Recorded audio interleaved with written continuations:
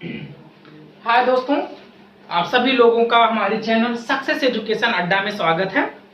तो हम लोग इसके पहले पढ़ रहे थे रासायनिक अभिक्रिया को संतुलित करना। तो पहले वीडियो में कुछ इशू हो गया था कि मैंने एक तो शायद रासायनिक अभिक्रिया करा दी थी उसको संतुलित करके, दूसरी कर रहे थे तो बीच में वीडियो कुछ एरर आ गया था, तो उसकी वजह से पूरी वीडियो अपलोड नहीं हो पाई थी। तो अगले वाले पार्ट को हम इसमें पहले उस जो रासायनिक रिएक्शन था उसको पहले हम क्या करेंगे, कंप्लीट करते हैं। तो एक क्वेश्चन ऐसे दिया रहता है कि ऐसे दिया रहेगा, इतना पेपर में आएगा कि इस रासायनिक अभिक्रिया को संतुलित कीजिए। कभी कभी क्या होता है कि वो प्रतीकों के साथ लिख के दे देता है, और कभी कभी होता है ऐसे सिंबल्स के साथ नहीं लिख के देता, बस सिर्फ लिख देता है, कहता है इसको क्या करो, संतुलित करो। ऐसे ऐसे कभी कभी दे देता है।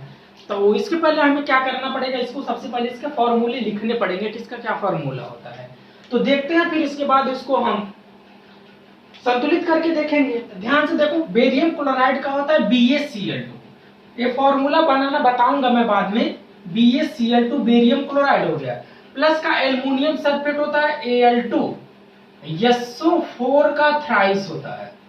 ठीक है, Al2 SO4 का थ्राइस होता है। ये जब मिल गया तो बेरियम सल्फेट बनेगा, यानी BaSO4 बनेगा। ठीक है, BaSO4 बनेगा, बेरियम सल्फेट बनेगा, और क्या बनेगा, इसको थोड़ा सा दूर लिखते हैं ना, ताकि प्लस का क्या बनेगा, एल्युमिनियम क्लोराइड AlCl3 बनेगा, ये चीज बनेगा। ठीक है, ये इसके सिर्फ फॉर्मूले के मैंने रूप में लिखा भी है, संतुलित नहीं हुआ, सिर्फ मैंने जिसका जो फॉर्मूला था उसके सामने लिख दिया है। ठीक है, बस इतना ही किया है अभी। तब देखते हैं इसको संतुलित करके कैसे करते हैं। संतुलित कैसे करते हैं देखते हैं। तो सबसे पहले मैंने बताया था कि एक टेबल बनाओ। ठीक है, एक टेबल बनाओ, एकदम बढ़िया प्रोसीजर से। देखो, एक टेबल बनाओ, मैंने एक टेबल बना दिया। ऐसे साइड में एक टेबल बनाओ, एक में लिखो तत्व का नाम, यानी कौन कौन से तत्व जो इस रासायनिक अभिक्रिया में भाग ले रहे हैं। मैंने बताया तो जो इधर का भाग होता है इसे उत्पाद कहते हैं। क्या कहते हैं, उत्पाद। और जो इधर का पार्ट होता है उसे अभिकारक कहते हैं। क्या कहते हैं, अभिकारक। यानी जो एरो है, जो रासायनिक अभिक्रिया में भाग ले रहे हैं, इनको अभिकारक कहेंगे, जो बना उसे उत्पाद कहेंगे। तो तत्व का नाम लिख दिया, और फिर इसमें लिखेंगे अभिकारक के पार्ट में, अभिकारक में परमाणुओं की संख्या, अभिकारक में परमाणुओं की संख्या, परमाणु संख्या। ठीक है, ऐसे इधर लिख देंगे किसका, ये इधर का उत्पाद में इतना चीज लिखना है, उत्पाद में परमाणु संख्या, इतना चीज लिख के दिया तो टेबल शुरू हो गया हमारा यहाँ। ठीक है, अब इसमें देखते हैं कौन कौन से रासायनिक अभिक्रिया तत्व में जो जो चीजें भाग लेती है उनको लिखते हैं। तो जैसे मान लो इसमें बेरियम है। ठीक है, बेरियम है तो पहले बेरियम लिख दिया। उसके बाद देखो इसमें क्लोरीन है, मैंने क्लोरीन लिख दिया। उसके बाद इसमें एल्युमिनियम है, मैंने इसमें एल्युमिनियम लिख दिया। फिर इसमें देखो सल्फर है, मैंने सल्फर लिख दिया। फिर देखो ऑक्सीजन है, मैंने ऑक्सीजन लिख दिया। ठीक है, ये चीजें मैंने लिख दिया। टेबल को पूरी कंप्लीट कर लो, ऐसे टेबल बना लो।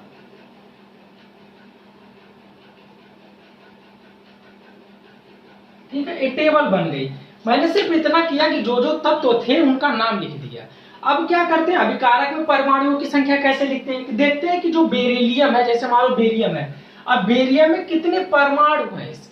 तो देखो यहाँ पे बेरियम के पहले जब कोई गिनती नहीं है, अगर यहाँ पे बेरियम में 2 गिनती रहती या इस तरह से लिखा रहता, या इस तरह से तो लिखा जाता कि 2 बेरियम है, इसके नीचे जो लिखा रहता है वो संख्या बताता है कि इसके कितने परमाणु भाग ले रहे हैं। यहाँ पे सिर्फ इतना लिखा है तो बेरियम देखो और कहीं है नहीं, तो मैंने बेरियम को लिख दिया, इसकी संख्या कितनी है, 1 लिख दिया। ठीक है, अब अभिकारक में इसकी संख्या लिखेंगे। अभिकारक में देखो कितनी संख्या, अभिकारक में भी देखो एक ही संख्या है, इसके अभिकारक में भी एक ही संख्या लिख दिया। बेरियम का कंप्लीट हो गया। अब उठाएंगे हम क्लोरीन को। क्लोरीन देखो इधर सिर्फ एक ही जगह 2 क्लोरीन है, नीचे जो लिखा है 2 इसकी संख्या बताता है कि कितनी संख्या है, 2 है। ठीक है, 2 है भैया, 2 लिख दो, कोई दिक्कत मत लो। 2 लिखा है, यहाँ पे लिख दिया कि नहीं लिख दिए, बहुत अच्छी होगी। इधरिया देखो, इधरिया है कि नहीं, इधरिया तो 3 है गुरु जी। ठीक है, इधर यहाँ 3 लिख दो, क्या दिक्कत है, क्या समस्या, हमने 3 लिख दिया बेरियम क्लोरीन को। नहीं, हाँ क्लोरीन है, इधर 2 क्लोरीन, इधर 3 क्लोरीन। ठीक है, अब एल्युमिनियम देखेंगे, देखो इधर 3 एल्युमिनियम, इधर 2 एल्युमिनियम है, इधर 1 एल्युमिनियम है, इधर 2 लिख दिया, इधर उत्पाद साइड में लिख दिया। इतनी समस्या किसी को नहीं होनी चाहिए। सल्फर देखो जो ये ब्रैकेट के अंदर बाहर गिनती लिखी रहती है दोनों में मल्टीप्लाई करती है, गुणा करती है, तो यहाँ पे मतलब 3 सल्फर है, ठीक है।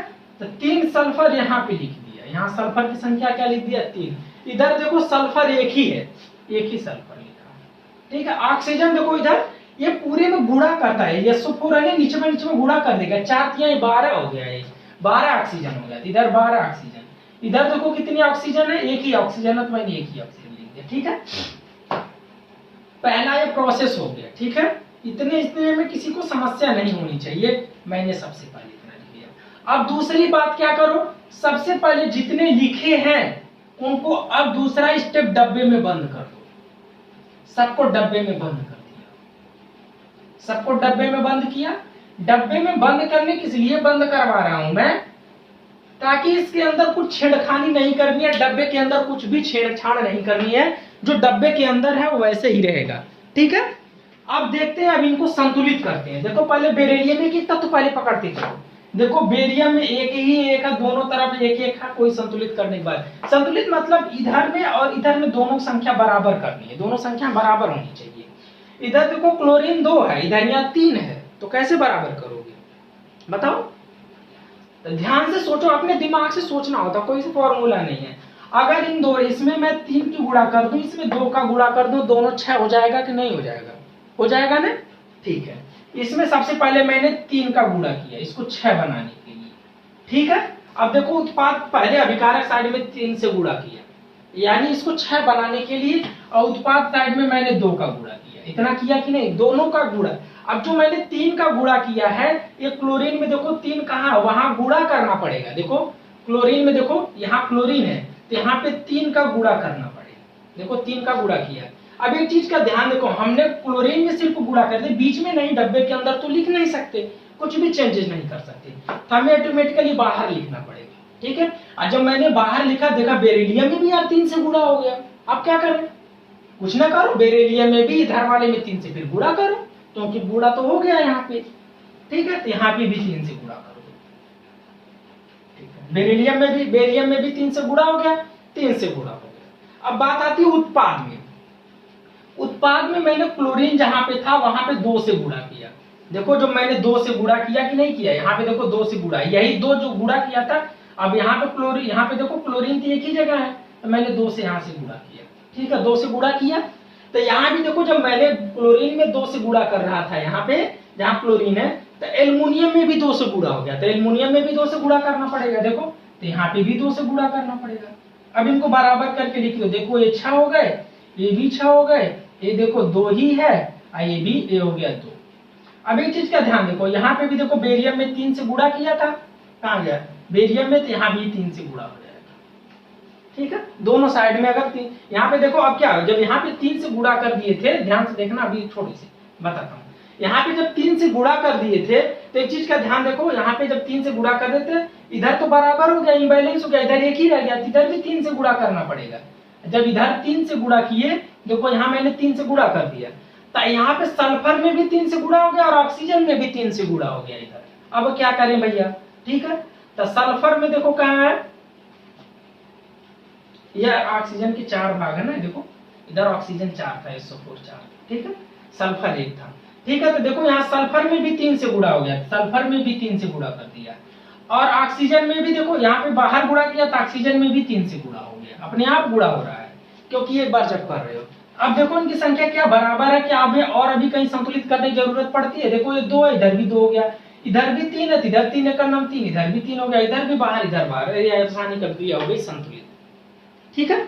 ये रासायनिक अभिक्रिया को इस प्रकार संतुलित करते हैं। अब लेकिन देखो मैंने बताया था कि जब संतुलित करते हैं तो उसके पहले एक चीज और लिखते हैं, क्या लिखते हैं, इसकी क्या करते हैं, उसको डिनोट करते हैं, इसके अवस्था को डिनोट करते हैं कि कौन सी अवस्था में है, ठीक है।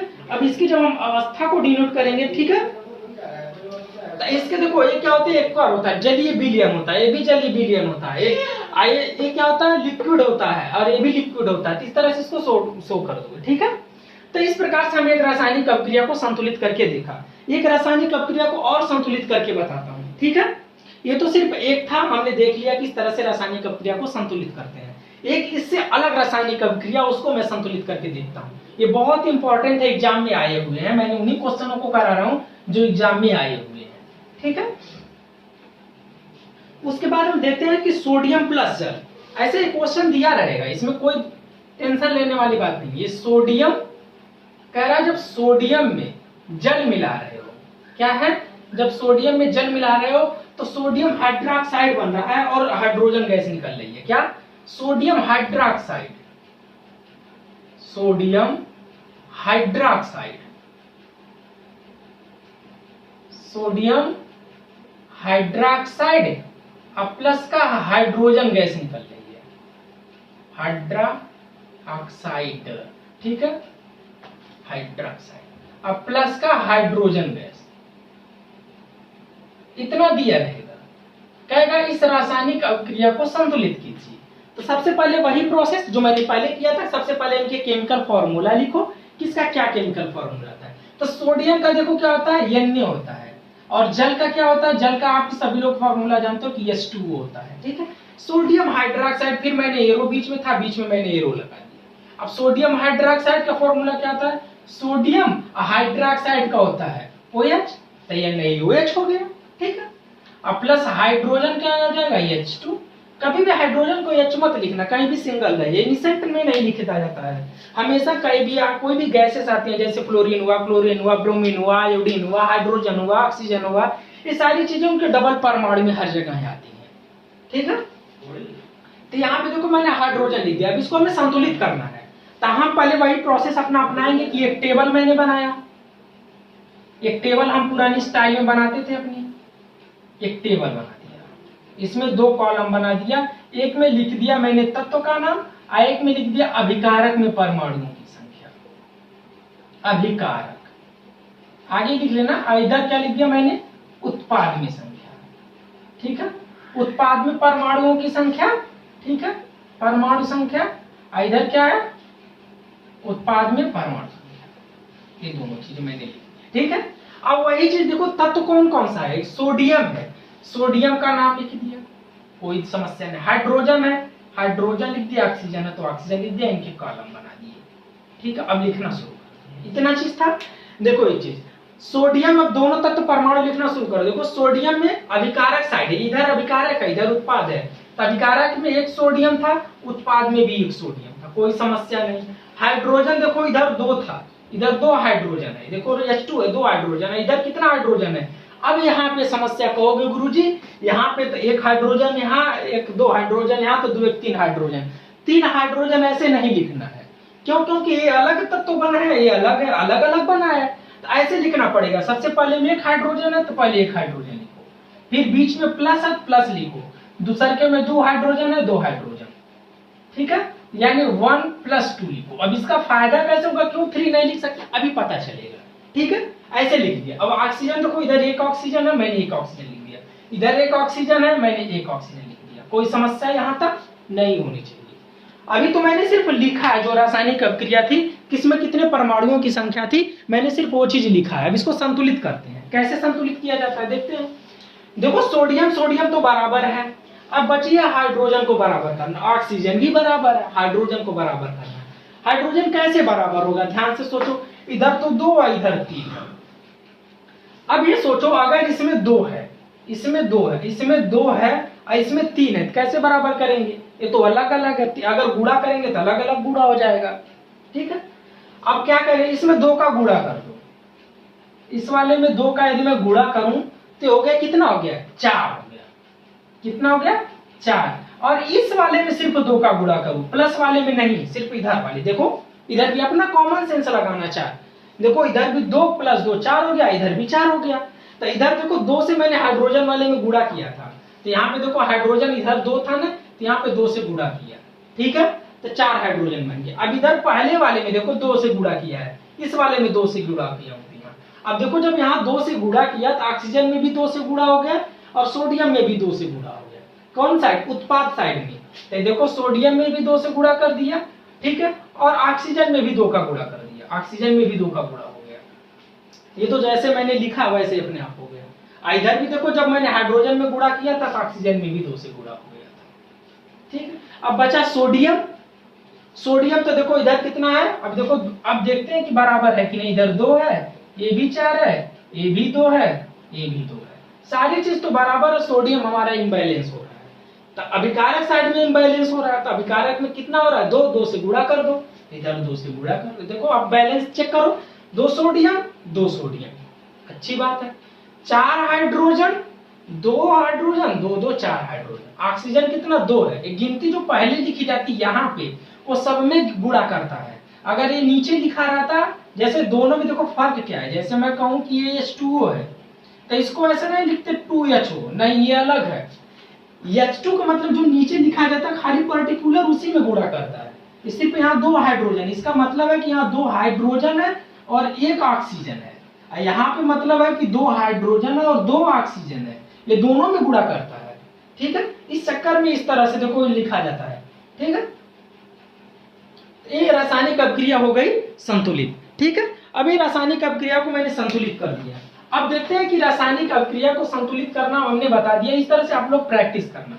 अब रासायनिक अभिक्रियाएं देखो क्या होती है। अब पढ़ेंगे रासायनिक अभिक्रिया के प्रकार। क्या पढ़ेंगे, रासायनिक अभिक्रिया के प्रकार। रासायनिक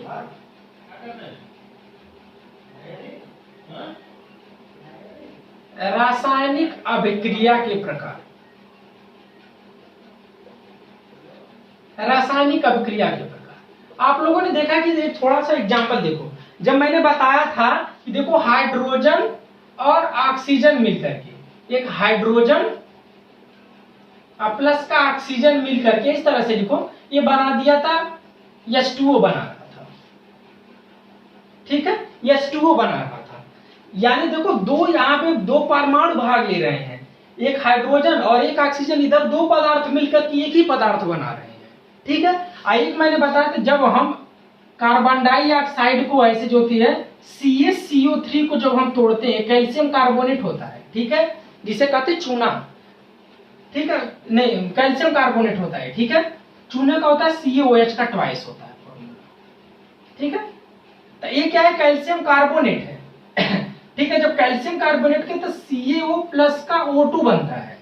खाली अभी समझाने के लिए बता रहा हूं।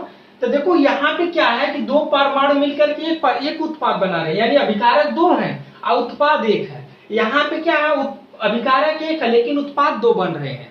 इस तरह से कभी कभी ऐसा होता है 2 अभिकारक मिलकर के 2 उत्पाद बनाते हैं। तो इस तरह से रासायनिक अभिक्रिया में क्या होता है कि कभी कभी क्या होता है, कभी कभी एक ही पदार्थ मिलकर के एक से ज्यादा उत्पाद बना देते हैं, कभी कभी बहुत सारे अभिकारक मिलकर के एक ही उत्पाद बनाते हैं।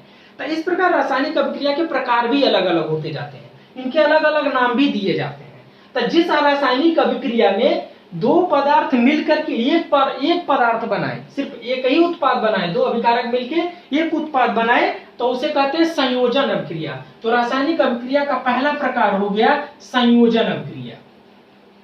संयोजन अभिक्रिया, संयोजन अभिक्रिया। ठीक है, अब क्या है देखो यहाँ पे कोई एक पदार्थ है वो टूट गया, ये क्या देखो 1 से 2 बन गया, मतलब टूटा है।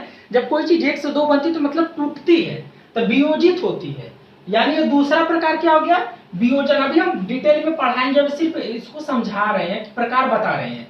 तो यह वियोजन अभिक्रिया। रासायनिक अभिक्रिया का दूसरा प्रकार है वियोजन अभिक्रिया।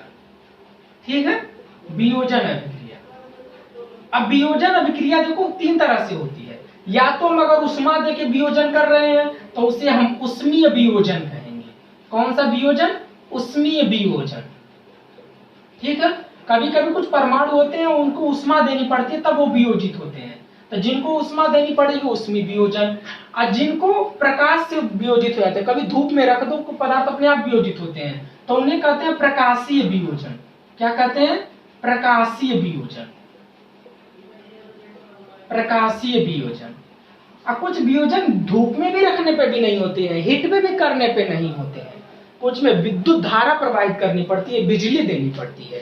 तो ऐसे वियोजन को क्या कहेंगे, वैद्युत वियोजन। जिसमें विद्युत देना पड़े उसे वैद्युत वियोजन कहेंगे। क्या कहेंगे, वैद्युत वियोजन। तो यानी वियोजन 3 प्रकार के हो गए। अब कभी तीसरा वियोजन देखो, अब तीसरा क्या है, कभी कभी देखो क्या होता है, एक एग्जाम्पल लेता हूं। एक है FeSO4 है। अभी खाली मत देखना कि क्या लिख रहा हूं, ठीक है। अब प्लस CaCl2 है। ये क्या है, बना दिया मान लो FeCl2 प्लस का CaSO4। अभी संतुलित नहीं है, तो इसमें देखो क्या है कि ये वाला जो पदार्थ है यहाँ पे चला गया, देखो इसके साथ चला गया वियोजन में। देखो Fe वाला जो है वो क्लोराइड के साथ चला गया, इसके साथ चला गया, और जो A वाला था FeSO4 वाला कैल्शियम के साथ चला गया, यानी ये वाला जो पार्ट है एक दूसरे के साथ इंटरचेंज हो गया, एक दूसरे के साथ विस्थापित हो गया, ठीक है। तो इस अभिक्रिया को कहते हैं विस्थापन अभिक्रिया। क्या होते हैं, विस्थापन अभिक्रिया, विस्थापन अभिक्रिया, विस्थापन अभिक्रिया। अगर सिर्फ एक ही विस्थापित होता, अगर मैं सिर्फ एक ही विस्थापित करता, मान लो कि ये बना, ठीक है, अब प्लस का Fe बाहर आ गया। अभी समझा रहा हूं, खाली वियोजन के प्रकार एग्जांपल सही नहीं, सिर्फ समझाने के लिए बता रहा हूं कि FeSO4 प्लस का कैल्शियम साथ क्रिया किया, CaSO4 into Fe बाहर निकल गया, यानी इसको बाहर निकाल दिया। क्यों, क्योंकि ये ज्यादा क्रियाशील था। यानी एक तरफ से बात समझो, जैसे मान लो कोई फैमिली में है, ज्यादा दबदबा है उसका, और तुम नेता बने हो, ठीक है, तुम अपनी फैमिली के अभी नेता हो, मान लो अभी ग्राम सभा का नेता हो, कुछ भी हो, तो अगर कोई ज्यादा दबंग आ जाता तो आपको लात मार के बाहर निकाल देता है, यानी आपको क्या कर देता है, विस्थापित कर देता है। तो ऐसी अभिक्रिया को विस्थापन अभिक्रिया कहते हैं। इसमें देखो चौथी आती है द्विविस्थापन अभिक्रिया, द्विविस्थापन अभिक्रिया, द्विविस्थापन अभिक्रिया, ठीक है, यानी जिसमें दोनों तत्व क्या हो जाए, जिसमें दोनों तत्व वियोजित है। देखो इसमें कैल्शियम भी दूसरे के साथ चला, आयरन भी दूसरे के साथ चला गया, क्लोरीन के साथ चला गया, अब पहले SO4 के साथ था, इसमें कैल्शियम क्लोराइड के साथ था, SO4 के साथ चले, यानी दोनों एक दूसरे के साथ इंटरचेंज और बदला बदली कर लिए, स्वैपिंग कर लिए। तो ऐसी अभिक्रिया को द्विविस्थापन अभिक्रिया कहते हैं, दोनों एक दूसरे को विस्थापित किया। इस फैमिली से इसका विस्थापित हो गया, इसका मुखिया ये बन गया, इसका मुखिया ये बन गया, ठीक है। तो ऐसी अभिक्रिया को द्विविस्थापन अभिक्रिया कहते हैं। एक पांचवी आती है अपचयन एंड उपाचयन, अपचयन एंड उपाचयन अभिक्रिया, उपाचयन अभिक्रिया, ये थी अभिक्रिया के प्रकार थी। अब इसके अगले वीडियो में हम लोग क्या पढ़ेंगे कि जितनी अभिक्रिया है, संयोजन, वियोजन, विस्थापन, द्विविस्थापन, अपचयन, उपाचयन, सबको हम डिटेल में पढ़ेंगे, ठीक है। अब मिलते हैं अगली वीडियो में, तब तक के लिए धन्यवाद।